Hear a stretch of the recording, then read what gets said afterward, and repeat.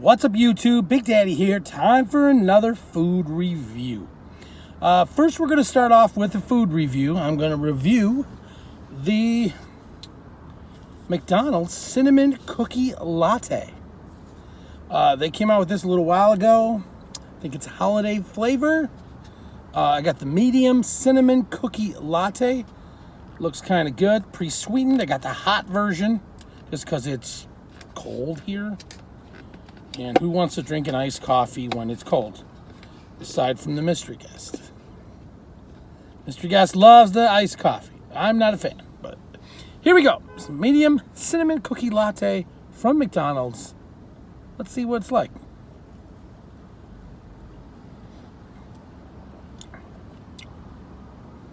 Okay. Now, I did not add any sweetener to this at all. I got it straight from the drive-thru. Parked my car, came in, put it up in my face, and it's not bad. It's not bad at all.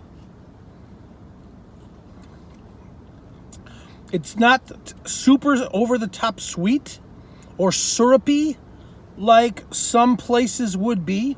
Now, maybe it could be, depend on who makes it. I'm kind of swooshing it a little bit to try and see if I can stir up a little more of the mixture, see if that changes the flavor at all. Nope. It's good. I like it a lot. And it does taste like a cinnamon cookie. The the cinnamon cookie latte from McDonald's is pretty friggin' good. I like it a lot. I'm kind of pleasantly surprised. I would actually order this again. Tell you right now, the receipt says it is $3.19 for the medium cinnamon cookie latte. So it's not the cheapest coffee, but it's really not terribly bad. It's cheaper than something you would buy at Starbucks, but then again, it's not Starbucks. If you're a fan of Starbucks and you're a bit of a coffee snob in that way, then you might say, well, it's McDonald's coffee. Come on. $3.90 for McDonald's latte might not be worth it. I don't know. I'm not a latte expert. I usually just drink regular old coffee. So as far as I'm concerned, this is pretty good. Pretty damn good. I am going to give this a 9 out of 10 on the McDonald's Cinnamon Cookie Latte. Okay. Now, as the title states, the review is one of the things in this video that we're going to talk about, but I have some other things I want to talk to you about. Some changes coming down the pipe to YouTube and changes coming to Big Daddy's World. So YouTube had a while back had to pay $170 million to the Federal Trade Commission for violations against the COPPA Act. By the way, while I'm doing this, I'm going to eat lunch. The COPPA Act, which stands for COPPA, it's a, what do they call it, an acronym or whatever, stands for the Child Online Privacy Protection Act. So basically, it's a way to protect children under 13, I was going to say 13 under, but really under 13, from having their data harvested when they're online. So if they're as a kid's channel and people are going there and their kids are checking things, they're liking things, they're sharing things, they have to be notified up front. The parents have to be notified up front that this is a child's channel and we are going to be collecting your data to advertise to you. If you're not notified up front and it's not notified as kid-friendly content, you could be in violation of the COPPA Act. Violations of the COPPA Act cost $43,000 or up to $43,000 per violation. So YouTube paid this $170 million and also agreed to allow the Federal Trade Commission every so often to come through there and look at the YouTube library of videos, everything that's on the channel or on the platform, and just go through it and check to see if the videos out there are geared towards kids, and if these videos are known to be as geared towards kids, or if they're in violation. How do they know? Well, how do they know if people, YouTube creators, have made it known that these are geared towards kids? Haha, YouTube has created a system on the YouTube studio where you can go in. Every time you upload a video now, you have to tell YouTube whether or not it's kid-friendly content, or made for kid content, made for children. Whatever, I don't normally do videos like this, so cut me some slack. So you can also say, I'm gonna turn this heat down because it's hot.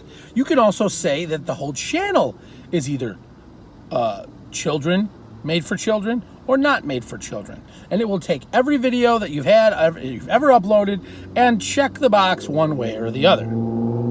As you upload new content, you can either let the algorithm just set your video to the same setting as your channel, or you can tell YouTube this video in particular is kid-friendly or made for children content.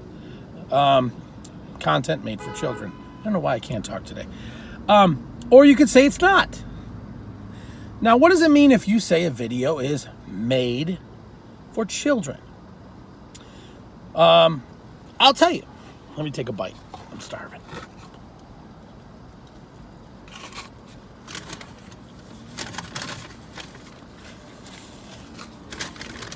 Okay. I had to write all this down, so I had the deets. All right. The FTC could say your YouTube video is made for children if you've used cartoon characters in the video. That's right. It also could be considered child-oriented content if you use child-oriented activities or incentives in the video. If music or audio content that's been known for children is used in your video, like say Twinkle Twinkle Little Star or Happy Birthday or Barney theme song, it could be considered content made for children. If kids are in the video, this is the one that hits for me. If kids are in the video, it could be considered content that is made for children. Language and other characteristics geared towards kids. Things like, in their definition, it was things like the words cool or duh. This was made, the COPPA Act was created in the late 90s, so it's a little outdated, which is also another problem.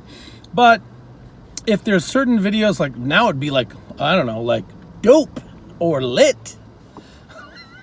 My kids will hate that. Games. If you have games in your content, it could be considered made for children. All you Fortniters out there, it could be made for children. Yep. Even though it's really not, even though they say it's not, someone could come along from the FTC and say, this is made for children. You know how PewDiePie did a whole bunch of videos for Minecraft? Well, if somebody from the FTC came in and looked at all of his videos and said, oh, this guy's playing video games. It doesn't matter that he's talking about a whole bunch of nonsense that really has nothing to do with little kids. It's a video game, so it must be made for children. Children are the primary audience of the video, or children are not the primary audience, but it has other factors in it that could be associated with children. It could also be made for children. So videos that I have made in the past that review candy, videos that review kid-friendly cereals or desserts or snacks, those could be considered made for children. Poems or songs that are geared towards kids or that are kid-friendly, those videos could be considered made for children. Or if a kid is in the video, that is either starring in the video or featured in the video, it could be. Now, a kid is defined as someone under 13. Okay, so those are the basic gist of the guidelines that have to do with COPPA.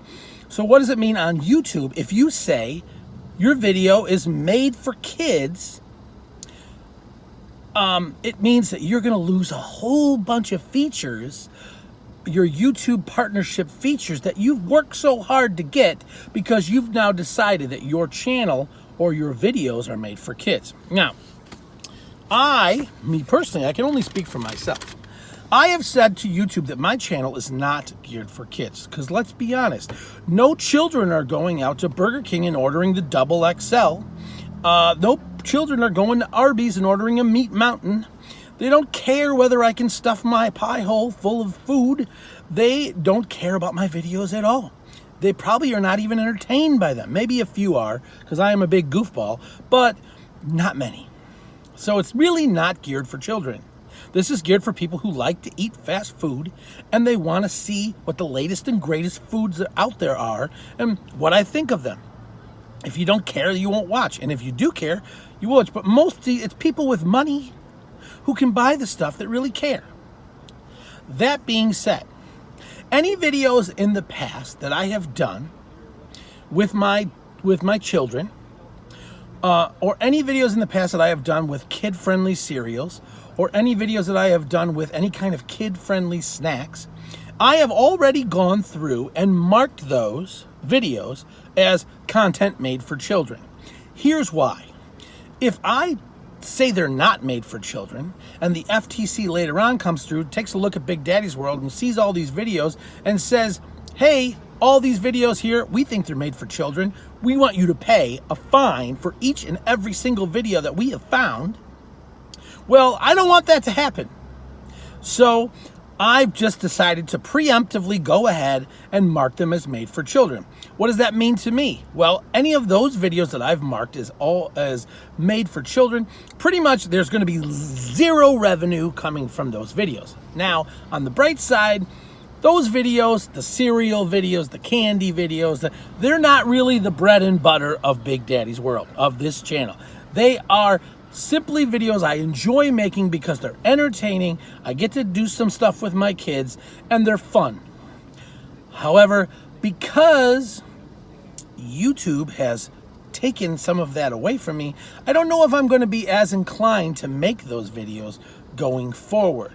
Because I don't want to be considered a child-friendly channel anymore, because it doesn't pay and it could really hurt a lot. So that being said, going forward, you may notice some less content with family members. You'll probably notice less content involving things like sugary treats and cereal, unless it's something that adults would like. I'll still be doing fast food reviews because that's what I like to do, and that'll be the gist of the channel for the most part. I might start doing other content if I find something that I think is interesting, like cooking content, food challenges, things that don't involve kids or not geared towards kids. The other thing, up until this point, I have done my best to try to watch the language that I use, and that is not really how I talk. Normally, I kind of got a foul mouth, but I've tried really hard to keep it clean and civil and professional, and I'm going to still try to do that. But every once in a while, if I want to throw out a bullshit or a damn or a F it, I'm gonna. Because you know what? It doesn't pay anymore to be family friendly because they're just gonna take that away. So for those of you who are bummed out by that, I apologize. And I will still try to keep it as family friendly as I can, but I think I'm going to be a little more free with my speech just because it seems more natural to me. But I'm not going to go over the top and do it just for the sake of doing it, because that doesn't benefit anybody and it's stupid. It shows your ignorance. But every once in a while, if I say, damn, that's some good shit, you know what? I'm going to say, damn, that's some good shit. So there you go, guys. Welcome to the new YouTube Big Daddy's World experience, according to the Federal Trade Commission and COPPA. I thank you for watching. I hope you enjoyed the food review of the cinnamon cookie latte. I gave it a 9 out of 10 if you forgot. And before you take the first bite, you know what? I got to buy one and get one for $1, and I thought it only fitting, since it's not kid friendly, that I take my first bite, stuff it in the pie hole of a chicken nugget. Just because I'm eating chicken nuggets. Could this video be geared towards kids? I don't know. Kids like chicken nuggets, don't they? I don't know. Guess we'll see.